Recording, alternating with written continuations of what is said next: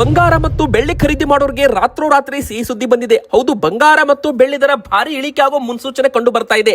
ಒಂದು ಕಡೆಗೆ America, Israel ಮತ್ತು ಇರಾನ್ ನಡುವೆ ಯುದ್ಧ ಕೂಡ ಕೊನೆಯಾಗಲಿದೆ ವೀಕ್ಷಕರೇ.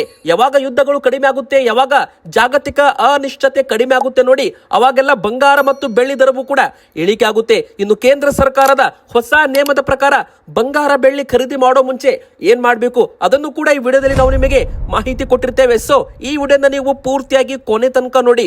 ಬಂಗಾರ ಬೆಳ್ಳಿ ಹೇಗೆ ಖರೀದಿ ಮಾಡಬೇಕು, ಕಡಿಮೆ ಬೆಲೆಗೆ ಬಂಗಾರವನ್ನ ಹೇಗೆ ಖರೀದಿ ಮಾಡಬಹುದು ನೀವು, ಅದನ್ನು ಕೂಡ ಈ ವಿಡಿಯೋದಲ್ಲಿ ನಾವು ನಿಮಗೆ ಮಾಹಿತಿ ಕೊಟ್ಟಿದ್ದೇವೆ. ಮತ್ತು ಇವತ್ತಿನ ಮಾರ್ಕೆಟ್ ನಲ್ಲಿ ಬಂಗಾರ ಮತ್ತು ಬೆಳ್ಳಿ ದರ ಏನು ರೇಟ್ ನಡೀತಾ ಇದೆ, ಜನರು ಬಂಗಾರ ಖರೀದಿ ಮಾಡುವಾಗ ಏನ್ ಮಾಡಿದ್ರೆ ಮೋಸ ಹೋಗಬಹುದು, ಹಾಗಾದ್ರೆ ಏನು ಮಾಡಬೇಕು, ಬಂಗಾರ ಖರೀದಿ ಮಾಡೋ ಮುಂಚೆ ಈ ಕೆಲಸ ಮಾಡಿದ್ರೆ ನಿಮಗೆ ಮೋಸವಾಗೋದಿಲ್ಲ ಅಂತಾನು ಕೂಡ ಇಲ್ಲಿ ಹೇಳ್ಬೋದು ವೀಕ್ಷಕರೇ. ಹಾಗಾದ್ರೆ ವಿಡಿಯೋನ ಪೂರ್ತಿಯಾಗಿ ನೋಡಿ, ಎಲ್ಲಾ ಕೂಡ ನಿಮಗೆ ಡೀಟೇಲ್ ಆಗಿ ಮಾಹಿತಿ ಕೂಡ ಇಲ್ಲಿ ವಿಡಿಯೋದಲ್ಲಿ ಸಿಗಲಿದೆ. ವಿಡಿಯೋ ಶುರು ಮಾಡೋಕ್ಕಿಂತ ಮುಂಚೆ ಒಂದು ಚಿಕ್ಕ ಪ್ರಶ್ನೆ ನಿಮಗೆಲ್ಲರಿಗೂ. ನಿಮ್ಮ ಪ್ರಕಾರ 10 ಗ್ರಾಮ್ ಬಂಗಾರದ ಬೆಲೆ ಎಷ್ಟಾಗಬೇಕು? ಬೇಗನೆ ಕಮೆಂಟ್ ಬಾಕ್ಸ್ ಅಲ್ಲಿ ಕಮೆಂಟ್ ಮಾಡಿ. ನಮಗೆ ನೀವು ಕೇಳೋದಾದ್ರೆ ನಮ್ಮ ಪ್ರಕಾರ 1 ಲಕ್ಷ ರೂಪಾಯಿ ಒಳಗಡೆ ಬಂದ್ರೆ ಬಂಗಾರ ತುಂಬಾನೇ ಒಳ್ಳೆಯದು, ಬಡವರು ಕೂಡ ಖರೀದಿ ಮಾಡಬಹುದು. ನಿಮ್ಮ ಪ್ರಕಾರ 10 ಗ್ರಾಮ್ ಬಂಗಾರದ ಬೆಲೆ ಎಷ್ಟಾಗಬೇಕು ಕಮೆಂಟ್ ಮಾಡಿ. ಹಾಗೆ ನಿಮಗೂ ಕೂಡ ಬಂಗಾರದ ಬೆಲೆ ಕಡಿಮೆ ಆಗಬೇಕು ಅಂತ ಅನಿಸಿಕೆ ಇದ್ರೆ ವಿಡಿಯೋಗೆ ಬೇಗನೆ ಲೈಕ್ ಮಾಡಿ, ನೋಡೋಣ ಎಷ್ಟು ಜನ ವಿಡಿಯೋಗೆ ಲೈಕ್ ಮಾಡ್ತಾರೆ ಅಂತ. ಇದೇ ತರ ನಿಮಗೆ ಡೈಲಿ ಕರ್ನಾಟಕದಲ್ಲಿ ಇವತ್ತಿನ ಬಂಗಾರದ ಬೆಲೆ ಏನಾಗಿದೆ ಅಂತ ನೋಡ್ಬೇಕಂದ್ರೆ ನಮ್ಮ ದೊಡ್ಡ ಚಾನಲ್ಗೆ ಲೈಕ್ ಮಾಡಿ ಹಾಗೂ ಸಬ್ಸ್ಕ್ರೈಬ್ ಕೂಡ ಮಾಡಿ. ಪಕ್ಕದಲ್ಲಿ ಕಾಣುವ ಬೆಲ್ ಐಕಾನ್ ಕೂಡ ತಪ್ಪದೆ ಮರೆಯದೆ ಕ್ಲಿಕ್ ಮಾಡಿ. ವೀಕ್ಷಕರೇ, ಮೊದಲಿಗೆ ಒಂದು ಸಿಹಿ ಸುದ್ದಿ ಏನಪ್ಪಾ ಅಂದ್ರೆ, ಯಾವಾಗ ಯುದ್ಧಗಳು ಪ್ರಾರಂಭವಾಯ್ತು ನೋಡಿ, ಅವಾಗ 50,000 ರೂಪಾಯಿ ಇದ್ದ ಬಂಗಾರ 1,50,000 ರೂಪಾಯಿ ಆಗಿದೆ.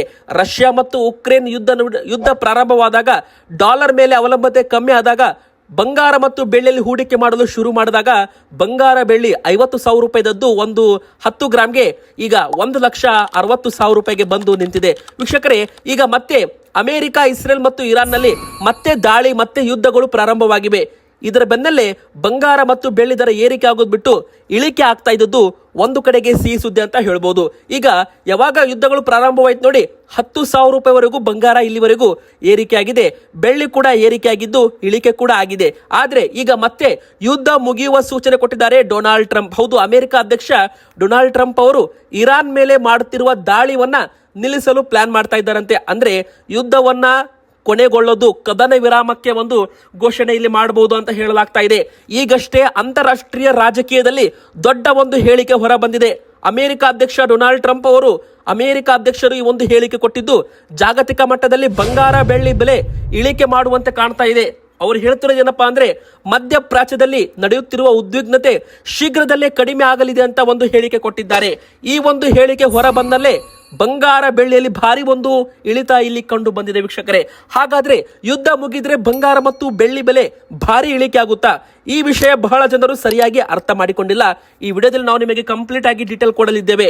ವಿಡಿಯೋ ಮುಂದುವರಿಸುವ ಮುಂಚೆ ಕಮೆಂಟ್ ನಲ್ಲಿ ಬರೀರಿ ವೀಕ್ಷಕರೇ, ಯುದ್ಧ ಮುಗಿದ್ರೆ ಚಿನ್ನ ಬೆಲೆ ಇಳಿಕೆ ಆಗುತ್ತಾ, ಏರಿಕೆ ಆಗುತ್ತಾ, ನಿಮಗೆ ಏನು ಅನಿಸ್ತಾ ಇದೆ? ಬೇಗನೆ ನಮಗೆ ನೀವು ಕಮೆಂಟ್ ಕೂಡ ಮಾಡಿ. ಇತಿಹಾಸ ನೋಡಿದ್ರೆ ಒಂದು ವಿಷಯ ಸ್ಪಷ್ಟವಾಗುತ್ತೆ, ಯಾವಾಗಲಾದ್ರೂ ವಿಶ್ವದಲ್ಲಿ ಯುದ್ಧ ಅಥವಾ ರಾಜಕೀಯ ಉದ್ವಿಗ್ನತೆ ಹೆಚ್ಚಾದ್ರೆ ಜನರು ಸುರಕ್ಷಿತ ಹೂಡಿಕೆ ಅಂತ ಬಂಗಾರದ ಕಡೆ ಹೋಗ್ತಾರೆ. ಯಾಕಂದ್ರೆ ಚಿನ್ನ ಒಂದು ಸೇಫ್ ಹೆವೆನ್ ಅಸೆಟ್ ಅಂತಾನು ಕೂಡ ಕರೀತಾರೆ ವೀಕ್ಷಕರೇ. ಆದ್ರೆ ಪರಿಸ್ಥಿತಿ ಬದಲಾಗ್ತಾ ಇದೆ. ಯುದ್ಧ ಕಡಿಮೆ ಆದಾಗ ಅಥವಾ ಶಾಂತಿ ಮಾತುಕತೆ ಶುರುವಾದಾಗ ಹೂಡಿಕೆದಾರರ ಮನೋಭಾವ ಕೂಡ ಬದಲಾಗ್ತಾ ಇದೆ. ಆ ಸಮಯದಲ್ಲಿ ಹಲವರು ಏನ್ ಮಾಡ್ತಾರೆ ಅಂದ್ರೆ, ಚಿನ್ನವನ್ನ ಮಾರಾಟ ಮಾಡಿ ಮತ್ತೆ ಸ್ಟಾಕ್ ಮಾರ್ಕೆಟ್ ಅಥವಾ ಬೇರೆ ಹೂಡಿಕೆಗಳಿಗೆ ಹೋಗ್ತಾರೆ. ಇದರಿಂದ ಚಿನ್ನದ ಬೇಡಿಕೆ ಕೂಡ ಕಡಿಮೆ ಆಗುತ್ತೆ. ಬೇಡಿಕೆ ಕಡಿಮೆ ಆದ್ರೆ ಬೆಲೆ ಕೂಡ ಕಡಿಮೆ ಆಗುವ ಸಾಧ್ಯತೆ ಇರುವಂತದ್ದು. ಇನ್ನು ಬೆಳ್ಳಿ ವಿಷಯಕ್ಕೆ ಬಂದ್ರೆ, ಬೆಳ್ಳಿ ಚಿನ್ನಕ್ಕಿಂತ ಸ್ವಲ್ಪ ವಿಭಿನ್ನವಾಗಿ ವರ್ತನೆ ಮಾಡ್ತಾ ಇದೆ. ಈಗಿನ ಕಾಲದಲ್ಲಿ ಬಂಗಾರ ಮತ್ತು ಬೆಳ್ಳಿ ಕಂಪೇರ್ ಮಾಡಿದ್ರೆ ಬೆಳ್ಳಿ ತುಂಬಾನೇ ಏರಿಕೆ ಆಗ್ತಾ ಇದೆ, ತುಂಬಾನೇ ಇಳಿಕೆ ಆಗ್ತಾ ಇದೆ. ಒಂದೊಂದು ದಿನ 20,000 30,000 ರೂಪಾಯಿ ಏರಿಕೆ ಆದ್ರೆ ಮತ್ತೊಂದು ದಿನ 15,000 20,000 ರೂಪಾಯಿ ಮತ್ತೆ ಮೈನಸ್ ಅಲ್ಲಿ ಅಂದ್ರೆ ಕಡಿಮೆ ಆಗ್ತಾ ಇದೆ. ಹಾಗಾದ್ರೆ ಇವತ್ತಿನ ಬೆಳ್ಳಿ ಬೆಲೆ ಆದ್ರೂ ಏನು ವೀಕ್ಷಕರೇ? ಮೊದಲಿಗೆ ಬೆಳ್ಳಿ ಬೆಲೆ ನಿಮಗೆ ಹೇಳೋದಾದ್ರೆ 1 ಕೆಜಿಗೆ 2,90,000 ರೂಪಾಯಿ. ಆದ್ರೆ ಇಲ್ಲಿ ಮತ್ತೆ 10,000 ರೂಪಾಯಿ ಏರಿಕೆ ಆಗಿ ಮತ್ತೆ ಇಲ್ಲಿ ಕಾನ್ಸ್ಟೆಂಟ್ ಆಗಿದೆ. ಆದ್ರೂ MCX ಸಿಲ್ವರ್ ಫ್ಯೂಚರ್ಸ್ ಅಲ್ಲಿ ಭಾರಿ ಒಂದು ಇಳಿಕೆ ಕಂಡು ಬಂದಿದೆ. ಹೌದು, ಬೆಳ್ಳಿ ದರ ಭಾರಿ ಒಂದು ಇಳಿಕೆ ಆಗಿದೆ ವೀಕ್ಷಕರೇ. ಇಲ್ಲಿ ಬರೋಬ್ಬರಿ ಒಂದೇ ದಿನ 11,000 ರೂಪಾಯಿಷ್ಟು ಇಳಿಕೆ ಕಾಣೋದ್ರ ಮೂಲಕ MCX ಫ್ಯೂಚರ್ಸ್ ಅಲ್ಲಿ ಒಂದೇ ದಿನ ಬೆಳ್ಳಿ ದರ 14,000 ರೂಪಾಯಿಷ್ಟು ಮೈನಸ್ ಪಾಯಿಂಟ್ಸ್ ಆಗಿದೆ. ಅಂದ್ರೆ ಬೆಲೆ 14,000 ರೂಪಾಯಿ ಕಡಿಮೆ ಆಗಿದೆ ಅಂತಾನೂ ಕೂಡ ಇಲ್ಲಿ ಹೇಳ್ಬೋದು. ಅಂದ್ರೆ ಮತ್ತೆ ಇಲ್ಲಿ ಬೆಳ್ಳಿ ದರ ಕುಸಿಯಲು ಪ್ರಾರಂಭವಾಗಿದೆ. ಎದಕ್ಕಂದ್ರೆ ಈಗಾಗಲೇ ಅಮೆರಿಕ ಅಧ್ಯಕ್ಷ ಡೊನಾಲ್ಡ್ ಟ್ರಂಪ್ ಅವರು ಯುದ್ಧವನ್ನ ಕೊನೆ ಮಾಡೋ ಬಗ್ಗೆ ಮಾತಾಡ್ತಾ ಇದ್ದಾರೆ.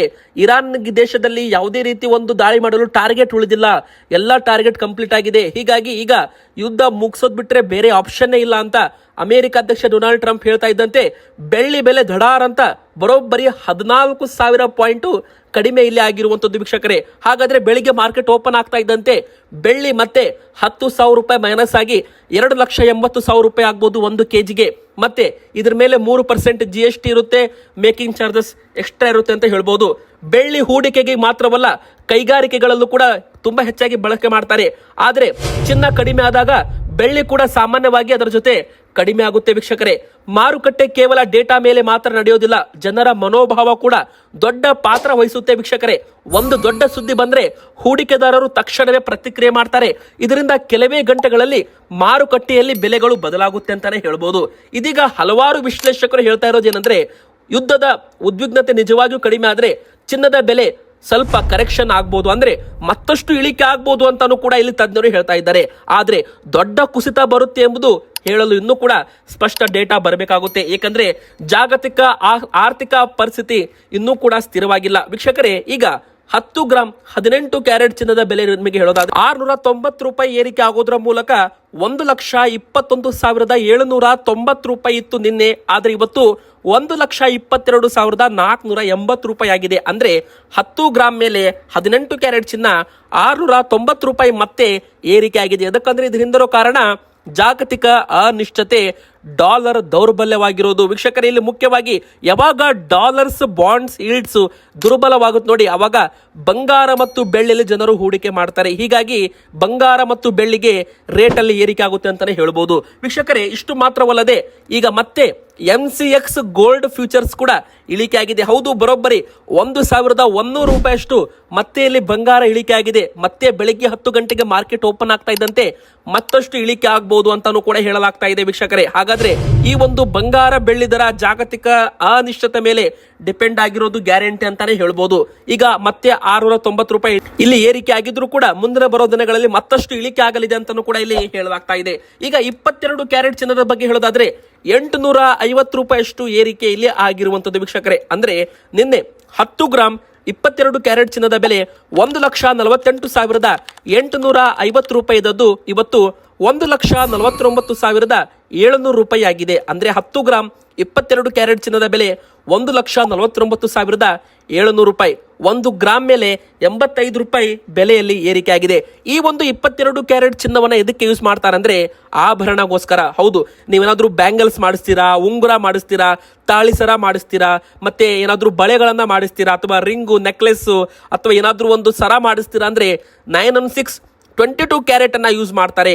ಯಾವಾಗ್ಲಾದ್ರೂ ನೀವು ಬಂಗಾರವನ್ನ ಖರೀದಿ ಮಾಡಿದ್ರೆ 18 ಕ್ಯಾರೆಟ್ ಬದಲಾಗಿ 22 ಕ್ಯಾರೆಟ್ ಅನ್ನ ಯೂಸ್ ಮಾಡಿ. ಅದಕ್ಕಂದ್ರೆ 22 ಕ್ಯಾರೆಟ್ ನೀವೇನಾದ್ರೂ ಯೂಸ್ ಮಾಡಿದ್ರೆ 916 ಹಾಲ್ ಮಾರ್ಕ್ ಆಧಾರಿತ ಬಂಗಾರವನ್ನೇ ಖರೀದಿ ಮಾಡಿ. ಕೇಂದ್ರ ಸರ್ಕಾರ ಇಲ್ಲಿ 916 ಆಧಾರಿತ ಬಂಗಾರವನ್ನೇ ಖರೀದಿ ಮಾಡಬೇಕು ಅಂತ ಹೇಳಲಾಗಿದೆ. BIS ಹಾಲ್ ಮಾರ್ಕ್ ಕಡ್ಡಾಯವಾಗಿ ಇರಬೇಕು, ಇಲ್ಲವಂದಲ್ಲಿ ಆ ಒಂದು ಬಂಗಾರದಲ್ಲಿ ಏನೇನೋ ಮಿಕ್ಸ್ ಇರೋ ಚಾನ್ಸ್ ಕೂಡ ಇರುತ್ತೆ. ಚಿನ್ನ ಖರೀದಿ ಮಾಡುವಾಗ 3 ವಿಷಯಗಳನ್ನ ನೀವು ಮರಿಬಾರ್ದು. BIS ಹಾಲ್ ಮಾರ್ಕ್ ಚೆಕ್ ಮಾಡಬೇಕು, ಮತ್ತೆ 3% GST ತುಂಬಿ ಬಿಲ್ ಅನ್ನ ತಗೋಬೇಕು. ತುಂಬಾ ಜನ ಬಿಲ್ ಇಲ್ಲದೆ ವ್ಯವಹಾರ ಮಾಡ್ತಾರೆ, ಅಂತರ ವಿರುದ್ಧ ಕಾನೂನು ಕ್ರಮ ಕೂಡ ತೆಗೆದುಕೊಳ್ಳಲಾಗುತ್ತೆ. ಮಾರುಕಟ್ಟೆ ಬೆಲೆಗಳನ್ನ ಹೋಲಿಸಿ ನೀವು ಬಂಗಾರವನ್ನ ಖರೀದಿ ಮಾಡಬೇಕು ವೀಕ್ಷಕರೇ. ಅಷ್ಟು ಮಾತ್ರವಲ್ಲದೆ ಇಲ್ಲಿ ಮುಖ್ಯವಾಗಿ ಹೇಳಬೇಕಂದ್ರೆ 1 ಬಿಟ್ಟು 2 ಬಿಟ್ಟು ಮೇಕಿಂಗ್ ಚಾರ್ಜಸ್ ಮತ್ತು ವೇಸ್ಟೇಜ್ ಅಲ್ಲಿ ತುಂಬಾ ಜನ ಮೋಸ ಮಾಡ್ತಾರೆ. ಹೀಗಾಗಿ ಮೇಕಿಂಗ್ ಚಾರ್ಜ್ ಎಷ್ಟಿದೆ, ಇದರಲ್ಲಿ ವೇಸ್ಟೇಜ್ ಎಷ್ಟಿದೆ ಎಲ್ಲವನ್ನು ಕೂಡ ಲೆಕ್ಕ ಹಾಕಿ ನೀವೇನಾದ್ರೂ ಒಂದು ಉಂಗುರ ಮಾಡಿಸ್ತೀರಾ ಅಂದ್ರೆ ಆ ಒಂದು ಉಂಗುರದ ಮೇಲಿರೋ ಸ್ಟೋನ್ ಅನ್ನ ಬಂಗಾರದ ರೇಟಿಗೆ ಆಡ್ ಮಾಡ್ತಾರೆ. ಆ ಒಂದು ಉಂಗುರದ ಮೇಲಿರೋ ಸ್ಟೋನ್ ರೇಟು ಕೇವಲ 200-300 ರೂಪಾಯಿ ಆಗಿರುತ್ತೆ. ಅದನ್ನು ಕೂಡ ಗ್ರಾಮ್ ಲೆಕ್ಕದಲ್ಲಿ ಲೆಕ್ಕ ಮಾಡ್ತಾರೆ ವೀಕ್ಷಕರೇ. ಅವಾಗ ಅದಕ್ಕೆ ಬಂಗಾರದ ವ್ಯಾಲ್ಯೂವನ್ನ ಆಡ್ ಮಾಡ್ತಾರೆ. ಅದು 200-300 ರೂಪಾಯಿದು ಇರುತ್ತೆ. ಆದ್ರೆ ಬಂಗಾರದ ವ್ಯಾಲ್ಯೂ 5,000 10,000 ಇರುತ್ತೆ. ಹೀಗಾಗಿ ನೀವು ಯಾವಾಗಲೂ ಕೂಡ ಬಂಗಾರ ಖರೀದಿ ಮಾಡುವಾಗ ಅದರ ಮೇಲಿರೋ ಸ್ಟೋನ್ ಏನಿರುತ್ತೆ ನೋಡಿ, ಅಂದ್ರೆ ಸ್ಟೋನ್ ತೂಕವನ್ನ ಲೆಸ್ ಮಾಡಬೇಕು. 10 ಗ್ರಾಮ್ ಬಂಗಾರ ಇರುತ್ತೆ, ಅದರಲ್ಲಿ 2 ಗ್ರಾಮ್ದು ಏನಾದ್ರೂ ಉಂಗುರದ ಮೇಲಿರೋ ಸ್ಟೋನ್ ಇದ್ರೆ ಆ ಒಂದು ಸ್ಟೋನ್ ಅನ್ನ 2 ಗ್ರಾಮ್ ಅನ್ನ ಲೆಸ್ ಮಾಡಬೇಕು. 8 ಗ್ರಾಮ್ ಬಂಗಾರಕ್ಕೆ ಮಾತ್ರ ನೀವು ಬೆಲೆಯನ್ನ ಕೊಡಬೇಕಾಗುತ್ತೆ ವೀಕ್ಷಕರೇ. ಇದು ಕೂಡ ನಿಮಗೆ ಗೊತ್ತಿರಲಿ. ನೆನಪಿರಲಿ. ಇನ್ನು ಮುಖ್ಯವಾಗಿ ಬನ್ನಿ, ಬಂಗಾರವನ್ನ ಕಡಿಮೆ ದರದಲ್ಲಿ ಹೇಗೆ ಖರೀದಿ ಮಾಡಬಹುದು ವೀಕ್ಷಕರೇ. ಇದಕ್ಕೆ ಎವರೇಜಿಂಗ್ ಅಂತ ಕರೀತಾರೆ. ಎವರೇಜಿಂಗ್ ಅಂದ್ರೆ ಏನು? ನೀವು ಯಾವಾಗ ಬಂಗಾರ ಮತ್ತು ಬೆಳ್ಳಿ ಇಳಿಕೆ ಆಗುತ್ತೆ ನೋಡಿ ಅವಾಗ ಖರೀದಿ ಮಾಡಬೇಕು. ಈಗ ಉದಾಹರಣೆಗೆ ನಾಳೆ ಬಂಗಾರ 1,60,000 ಇದ್ದದ್ದು 1,50,000 ಆದ್ರೆ ನೀವು ಅದರಲ್ಲಿ ಒಂದು 20,000 to 30,000 ರೂಪಾಯಿದು ಬಂಗಾರವನ್ನ ತಗೋಬೇಕು. ನಿಮ್ಮ ಹತ್ರ 1,60,000 ರೂಪಾಯಿ ಇದೆ ಅಂದ್ರೆ ದಿಢೀರ್ ಅಂತ ನೀವು 1,60,000 ರೂಪಾಯಿ ಕೊಟ್ಟು ಬಂಗಾರವನ್ನ ತಗೋಬಾರದು ವೀಕ್ಷಕರೇ. ನೀವು ಹಂತ ಹಂತವಾಗಿ ಅಂದ್ರೆ ಅದನ್ನ 5 ಭಾಗದಲ್ಲಿ ವಿಂಗಡಿಸಬೇಕು. ನಿಮ್ಮ ಒಂದು 1,60,000 ರೂಪಾಯಿ ಇದೆ ನೋಡಿ, ಅದನ್ನ 30,000 ರೂಪಾಯಿ ಹಾಗೆ ನೀವು ಭಾಗಗಳನ್ನಾಗಿ ಮಾಡಿ, ಇವತ್ತು ಇಳಿಕೆ ಆಯ್ತಾ ಮತ್ತೆ 30,000 ತಗೊಳ್ಳಿ, ಮತ್ತೆ ಸ್ವಲ್ಪ ಇಳಿಕೆ ಆಯ್ತಾ ಮತ್ತೆ 30,000 ತಗೊಳ್ಳಿ, ಮತ್ತೆ ಸ್ವಲ್ಪ ಇಳಿಕೆ ಆಯ್ತಾ ಮತ್ತೆ 30,000 ರೂಪಾಯಿ ತಗೊಳ್ಳಿ. ಈ ತರ ನೀವು ಮಾಡಿದ್ರೆ ಕೊನೆಯದಾಗಿ ಒಂದು ಲೆಕ್ಕ ಬರುತ್ತೆ ನೋಡಿ, ನಿಮಗೆ ಮಾರ್ಕೆಟ್ ಅಲ್ಲಿ 1,60,000 ರೂಪಾಯಿ ಇದ್ರೆ ನಿಮ್ಮ ಕೈಯಲ್ಲಿ ಅದು 1,40,000 ರೂಪಾಯಿಗೆ ನೀವು ತಗೊಂಡಿರ್ತಾರೆ. ಇದಕ್ಕೆ ಎವರೇಜಿಂಗ್ ಅಂತ ಕರೀತಾರೆ. ಯಾವಾಗ ಬೆಲೆ ಇಳಿಕೆ ಆಗುತ್ತೆ ಅವಾಗ ಸ್ವಲ್ಪ ಸ್ವಲ್ಪ ಬಂಗಾರವನ್ನ ನೀವು ಖರೀದಿ ಮಾಡಿದ್ರೆ ಮುಂದೆ 5, 6, 10 ವರ್ಷ ಬಿಟ್ರೆ ಅದು ಆಲ್ಮೋಸ್ಟ್ ಆಗಿ ಇನ್ಫ್ಲೇಷನ್ ಆಗೋದ್ರಿಂದ ಬಂಗಾರ ಮತ್ತು ಬೆಳ್ಳಿ ದರ ಸ್ವಲ್ಪ ಮಟ್ಟಿಗೆ ನಿಮಗೆ ಲಾಭ ಕೊಡಬಹುದು ಅಂತಾನು ಕೂಡ ಇಲ್ಲಿ ಹೇಳಲಾಗಿದೆ ವೀಕ್ಷಕರೇ. ಇದಕ್ಕೆ ಸ್ಮಾರ್ಟ್ ಎವರೇಜಿಂಗ್ ಅಂತಾನು ಕೂಡ ಕರೀತಾರೆ. ನಿಮಗೆ ಇನ್ನೂ ಸ್ವಲ್ಪ ಹೆಚ್ಚು ಮಾಹಿತಿ ಬೇಕಂದ್ರೆ ನೀವು ಬಂಗಾರ ಅಂತ ಕಮೆಂಟ್ ಮಾಡಿ, ಗೋಲ್ಡ್ ಅಂತ ಕಮೆಂಟ್ ಮಾಡಿ, ನೆಕ್ಸ್ಟ್ ನಿಮಗೆ ಸಪರೇಟ್ ವಿಡಿಯೋ ಕೂಡ ಬರುತ್ತೆ ಇದರ ಬಗ್ಗೆ. ಮತ್ತೆ ಈಗ 24 ಕ್ಯಾರೆಟ್ 10 ಗ್ರಾಮ್ ಚಿನ್ನದ ಬೆಲೆ ಹೇಳೋದಾದ್ರೆ ಇದು ಆಲ್ಮೋಸ್ಟ್ ತುಂಬಾ ಜನ ಒಂದು ಇನ್ವೆಸ್ಟ್ಮೆಂಟ್ಗೋಸ್ಕರ ಅಂತ ಖರೀದಿ ಮಾಡ್ತಾರೆ. ಇಲ್ಲಿ 930 ರೂಪಾಯಿ ಬೆಲೆ ಏರಿಕೆ ಆಗಿದೆ ವೀಕ್ಷಕರೇ. ನಿನ್ನೆ 1,62,380 ರೂಪಾಯಿ ಇತ್ತು, ಇವತ್ತು 1,63,310 ರೂಪಾಯಿ ಆಗಿದೆ. ಅಂದ್ರೆ 10 ಗ್ರಾಮ್ 24 ಕ್ಯಾರೆಟ್ ಚಿನ್ನದ ಬೆಲೆ 1,63,310 ರೂಪಾಯಿ. ಇದ್ರ ಮೇಲೆ 3% GST ಇರುತ್ತೆ. ಮತ್ತೆ ಮೇಕಿಂಗ್ ಚಾರ್ಜಸ್ ಏನಾದ್ರು ನೀವು ಮಾಡಿಸ್ತೀರಾ ಅಂದ್ರೆ ಅದು ಎಕ್ಸ್ಟ್ರಾ ಇರುತ್ತೆ, ನೆನಪಿರಲಿ. ಇದೆಲ್ಲ ಕೂಡ ಆನ್ಲೈನ್ ಮತ್ತು ಹೋಲ್ಸೇಲ್ ಬೆಲೆ ಆಗಿರುತ್ತೆ.